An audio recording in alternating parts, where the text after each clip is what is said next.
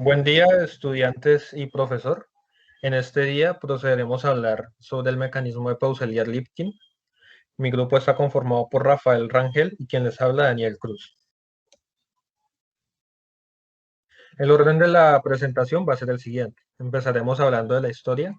Posteriormente hablaremos sobre las características cinemáticas, tipos de nodos, pares cinemáticos, tipos de eslabones y el movimiento final del mecanismo. El tercer punto trataremos las longitudes recomendadas y grados de libertad del mecanismo. En el cuarto punto hablaremos sobre las aplicaciones y otras posibles aplicaciones que podría tener. Y como último hablaremos sobre el proceso de fabricación, es decir, la manufactura del mismo. Historia. Fue el primer sistema articulado capaz de transformar un movimiento circular en uno lineal, con una alta precisión. Fue inventado en 1864 por el francés Charles-Nicolas Peaucellier y el lituano John Top Lindman Linkin.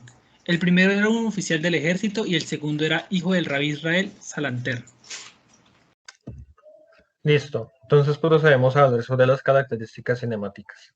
Los tipos de nodos que componen el mecanismo son juntas revolutas. Eso quiere decir que son sierras de forma por superficies concordantes. El par cinemático que describe este mecanismo está basado en pares inferiores en un sistema romboidal de 7 barras realizado para producir una trayectoria de línea recta. Los tipos de eslabones que componen el mecanismo son eslabones de tipo binario, es decir, que tienen dos nodos en cada extremo. Y el movimiento final, como se puede ver en esta animación, al hacer las conexiones respectivas de todo el mecanismo, vemos que el movimiento final es una línea recta, así como se describe en la línea roja. El movimiento de salida lo dan estos nodos azules de este extremo, en este como azul más oscuro, y la entrada la podemos ver en este nodo verde, que es el nodo más corto de los verdes que podemos ver en esta animación. La parte blanca solamente es una base que fue diseñada para describir el movimiento que tiene el mecanismo, pero solamente actúa como tierra, no tiene ningún otro efecto importante en el mecanismo. Entonces, como podemos ver aquí, este mecanismo describe una trayectoria de línea recta. Longitudes recomendadas y grados de libertad. Para el correcto funcionamiento del mecanismo, las medidas recomendadas son las siguientes. Las juntas revolutas son A, B, C, D y E. La distancia entre las tierras denotada como LA, B y la longitud del eslabón LBC son iguales. La longitud de los eslabones LAD y LAE es la misma. Y la longitud de los eslabones LCD, LCE, LDF y LEF son iguales. Grados de libertad.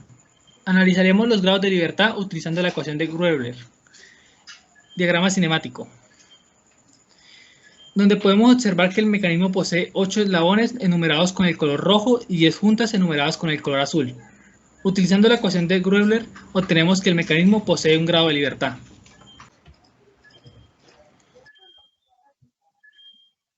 Aplicaciones del mecanismo. Nomar Chaplin empleó el mecanismo en un fonógrafo dibujado en la patente que se ve en pantalla, permitiendo que el transductor permanezca paralelo al radio del disco en cualquier momento durante la reproducción del sonido. En el año 2012, el Massachusetts Institute of Technology patentó con el número que se ve en pantalla un sistema de suspensión para una rueda eléctrica permitiendo desplazamientos verticales exactos. Tiene la ventaja, a comparación de otros sistemas, de ser más compacto. Otra aplicación que tiene este mecanismo es en el campo de la robótica. Como podemos ver en pantalla, tenemos un robot que permite desplazar toda la cabina hacia adelante como si estuviera caminando. Entonces aquí con mi cursor, si lo pueden apreciar, podemos ver cómo está aplicado el mecanismo de Pauselier-Lipkin. Esta patente fue desarrollada por Nikolai Shnolkit, perdón si no sé pronunciar el apellido, en el año 1984, usando esquís para apoyarse en la superficie, los cuales se mueven gracias a la aplicación del mecanismo. Al tener un solo de grado de libertad, estos permiten el desplazamiento de la máquina, así como haciendo de cuenta que estuviera caminando. Entonces aquí podemos ver otra aplicación. Y acá por último tenemos otras posibles aplicaciones en la industria. Aquí como podemos ver en estos dos GIFs superiores, podemos ver la animación de un cargador, un levantador de cargas que permite actuar de elevador para mover una carga de una superficie inferior a una superficie superior. Acá en el GIF inferior también podemos ver cómo aplicaron este mecanismo para poder hacer subir las esferas metálicas. Entonces aquí podemos ver cómo esto también podría tener una posible aplicación en la industria de manufactura que requiera levantar algún tipo de elemento.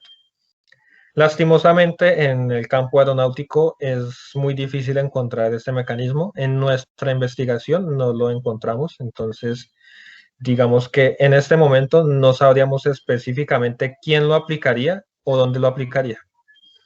Listo, entonces ahora procederemos a hablar sobre el proceso de manufactura. Primero se procedió a construir cada una de las piezas del mecanismo y la estructura en la que se apoyaría este. Consta de 14 piezas sin contar el servo, los tornillos y las tuercas. La escala de este modelo es 1 a 1, ya que sus piezas posteriormente serán cortadas a láser. Las longitudes de cada eslabón fueron seleccionadas teniendo en cuenta la geometría del mecanismo y el tamaño que se deseaba para la construcción del mismo. Cabe aclarar que el servo que se ve en el prototipo fue realizado teniendo en cuenta sus medidas reales. En el mismo caso se procedió a investigar sobre los tornillos estándar que se usarían, y dependiendo de los requerimientos elegimos diferentes tamaños de tornillos, los cuales serían importantes a la hora de realizar el prototipo.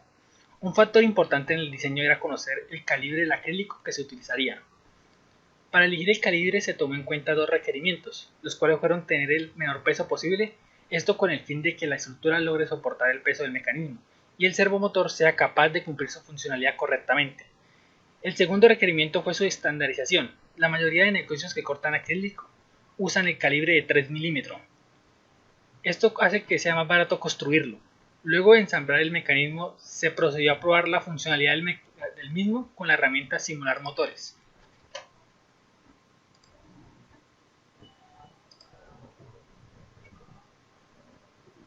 La cual nos permitió visualizar el movimiento de este mecanismo, comprobando así su perfecto funcionamiento. Ya sabiendo que el mecanismo funciona, era momento de pasar cada pieza a un plano. Ya con las piezas montadas en un plano, se procedió a enviar este archivo a los encargados de cortar las piezas. Los componentes necesarios para la fabricación del mecanismo con su estructura son las 14 piezas en acrílico cortadas a láser, un microservomotor SG90, una placa Arduino, en nuestro caso tenemos un Arduino Uno, 5 tornillos M3 por 25 mm, punta de estrella o Phillips, 5 tornillos M3 por 15 mm, punta de estrella o Phillips, 2 tornillos M3 por 10 mm, punta de estrella o Phillips, todos esos con sus respectivas tuercas, 2 tornillos los cuales vienen con los microservos, los cuales son estándar, y para la conexión entre el Arduino y la PC se utiliza un cable USB tipo AB. Las medidas de los eslabones son las siguientes: 5 eslabones con una medida de 40 mm, 2 eslabones con una medida de 103,63 mm. Esas medidas son tomadas entre los centros de los agujeros para los tornillos. Primero procedimos a montar la estructura la cual alojaría el mecanismo. Esta parte de la estructura es encajada a presión, lo que permite la no utilización de tornillos.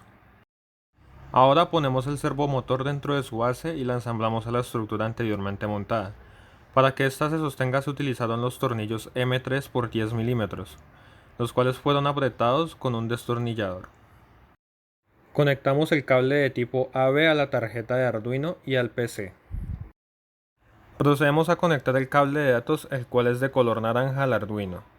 Lo colocamos en cualquier pin de datos, en nuestro caso elegimos el pin número 5. Luego conectamos el cable de corriente positivo, el cual es de color rojo, a los pines referenciados como 5 voltios. Y por último conectamos la tierra de color marrón al pin que dice GND. Procedió a hacer la conexión entre el Arduino y la PC y se programó los movimientos.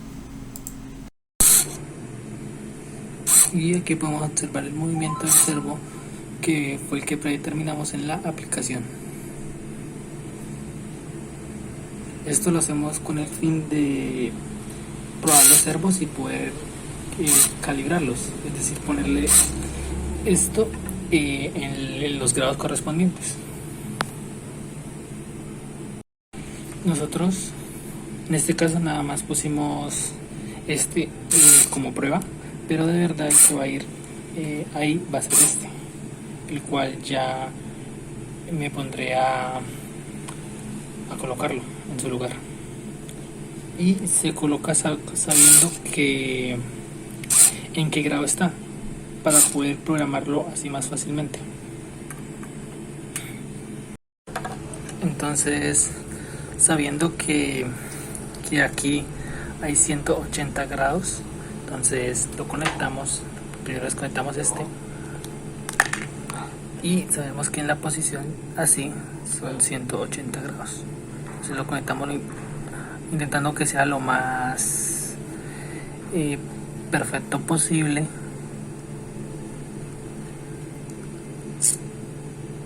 Listo, ya podemos conectarlo y ya podemos pasar a programar el movimiento correspondiente. Aquí ya programamos el movimiento final de nuestro servomotor.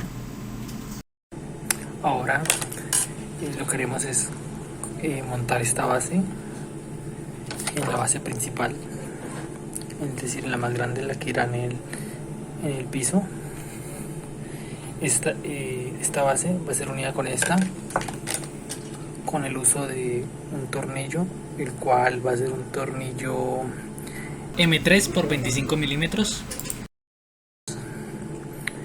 Este tiene una cabeza de estrella y pues comenzaremos a montarlo.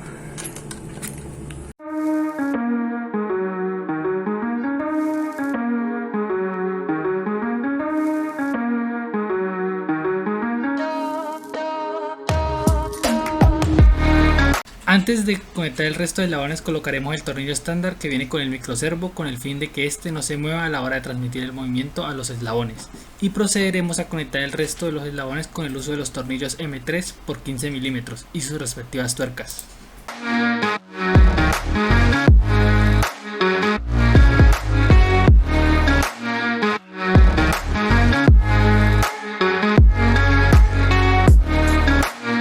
En el prototipo podemos observar que el movimiento de entrada es circular, el cual es generado con el cambio en los ángulos del servo, y observamos que el movimiento de salida es rectilíneo.